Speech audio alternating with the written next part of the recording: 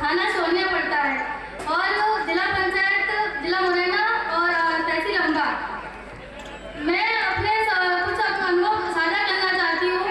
समूह में जुड़ने के पहले मैं क्या थी और समूह में जुड़ने के बाद में मैं क्या बन गई।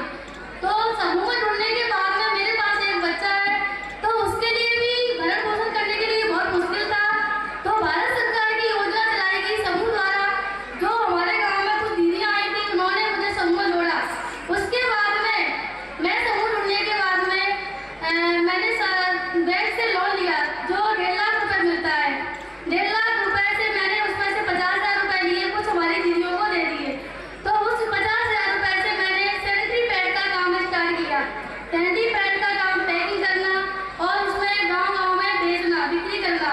उसके बाद में मुझे महीने में 3,000-4,000 रुपए मिलने लगे, तो अपने बच्चे का भरण पोषण थोड़ा ठीक ठाक हो गया। उसके बाद में जो भारत सरकार की योजना चलाई गई, बैंक सखी के रूप में मुझे बैंक में भेजा गया। उसमें मुझे 3200 रुपए महीने के मिलते थे। तो बैंक में सहायता के लिए मैंने बैंक की सखी बनकर का काम किया। जो समूह के खाते खोलते हैं उसमें समूह में खाता खुलवाना, बैंक में लोन करवाना, जो महिला लोन करवाती है, समूह का खाता खुलवाती है, उनका बीमा करवाना, प्रधानमंत्री बीमा योजना और जीवन ज्योति बीमा, दोनों बीमे करवाते हैं साथ साथ में, ताकि उनको नट्टू के घोषित कुछ पैसे मिल सके। और उसके बाद में जो भी लाडली लक्ष्मी महिला योजना चलाई थी, उसमें भी महिलाएं हमारी बहुत परेशान थी, लाइन लगती थी। तो उसमें भी बैंक की सहायता के लिए मैंने KYC स्टार्ट की।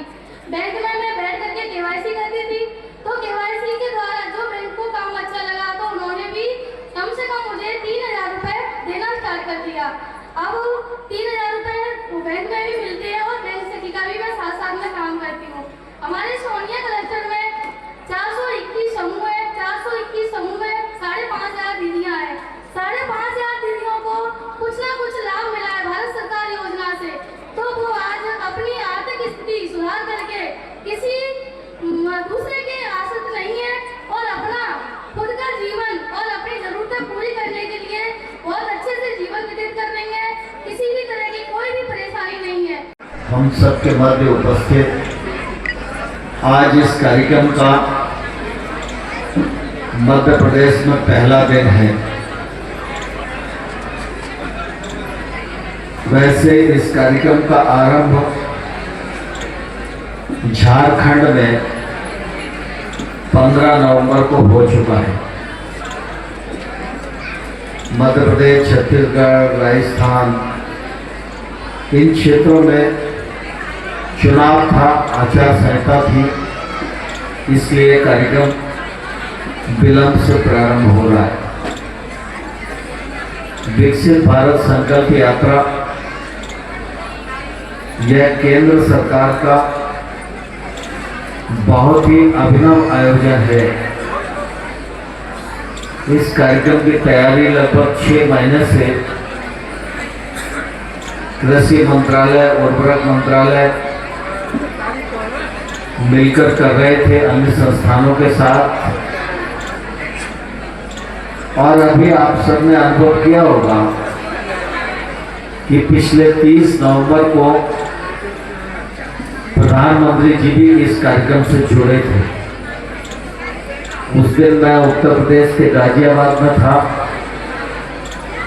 और प्रधानमंत्री जी ने लगभग 1500 स्थानों पर वर्चुअल जोड़कर बातचीत की थी।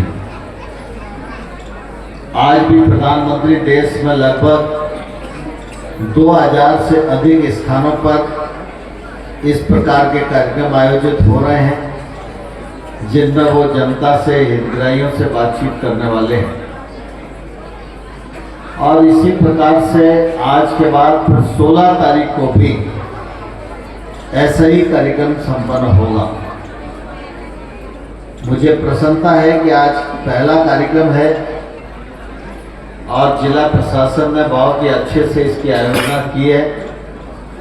इसके लिए जिला प्रशासन के लोगों को मैं हृदय से बहुत धन्यवाद देता हूँ, बधाई देता हूँ। विकसित भारत संकल्प यात्रा के 2 उद्देश्य हैं। एक उद्देश्य है, इस यात्रा के माध्यम से देश के 140 करोड़ लोग छोटी छोटी संकीर्णता से ऊपर उठकर देश के लिए खड़ा होना स्वीकार करें और उसके लिए तैयार हों। अभी इस कार्यक्रम में एक संकल्प भी होगा और उस संकल्प के माध्यम से ये कोशिश रहेगी कि ये संकल्प कुछ लोगों के जहन में बैठ जाए और कुछ लोग अपना स्वार्थ छोड़कर भारत माता के विकास के लिए, परम वैभव के शिखर पर पहुंचाने के लिए अपना अगर 1-2 घंटे का समय भी देंगे तो उनका जीवन भी सार्थक होगा और देश भी आगे बढ़ जाएगा। प्रधानमंत्री जी हमेशा कहते हैं कि आज़ादी के 75 साल हो गए हैं। 2047 में 100 वर्ष की आज़ादी हो जाएगी और जब आज़ादी 100 वर्ष की हो तो हिंदुस्तान का गांव हो या शहर हो, छोटा मोहल्ला हो या बड़ी पंचायत हो, गरीब हो या अमीर हो, महिला हो या किसान हो, दलित हो या नौजवान हो, हर आदमी की ताकत इतनी बढ़नी चाहिए कि भारत की टक्कर दुनिया में कोई लेने की हैसियत में न रहे। विकसित भारत संकल्प यात्रा का आयोजन किया है। इसको केंद्र का कृषि मंत्रालय संचालित कर रहा है। जो रथ यहाँ आया हुआ है, ये रथ प्रत्येक पंचायत में पहुंचने वाला है। इसका दिन, इसका समय, इसमें अधिकारी की ड्यूटी और जितने भी विभाग हैं वो सारे के सारे विभाग इसमें जुड़ेंगे। इसकी तैयारी हो चुकी है। एक रथ दिन में 2 कार्यक्रम करेगा। एक कार्यक्रम लगभग 3 घंटे का होगा और कोशिश की जाएगी कि इस कार्यक्रम में पूरे गांव समुदाय को जोड़ा जाए। यहाँ उपस्थित लोगों को मैं कहना चाहता हूं कि सामान्य तौर पर हम अपने आप को बड़ा और सक्षम अनुभव करते हैं, लेकिन अगर अंतर्मुखी होकर अपने भीतर झांक कर देखोगे तो ध्यान में आएगा 24 घंटे में आपने समाज और देश के लिए कुछ नहीं किया। सिर्फ अपने लिए ही जीना कोई जीना थोड़ी है। अपने लिए तो पशु पक्षी कीट पतंगे भी जीते हैं। जो मानव है, मनुष्य है, उसको अपने से ऊपर उठकर दूसरे के लिए और देश के लिए जीना आना चाहिए। आज अगर नरेंद्र मोदी जी की तूती पूरी दुनिया में बोल रही है, उसका सिर्फ यही कारण नहीं है कि भारतीय जनता पार्टी के कार्यकर्ता हैं। यह तूती इसलिए बोल रही है कि उनके जीवन का एक एक पल और उनके समय का एक एक क्षण दूसरों के लिए और भारत माता के लिए समर्पित है। इसलिए दुनिया उनकी आधीनता स्वीकार कर रही है।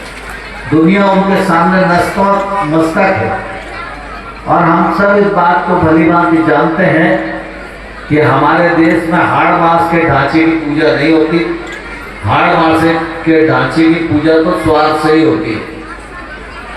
पूजा गुण की होती है, त्याग की होती है, तपस्या की होती है।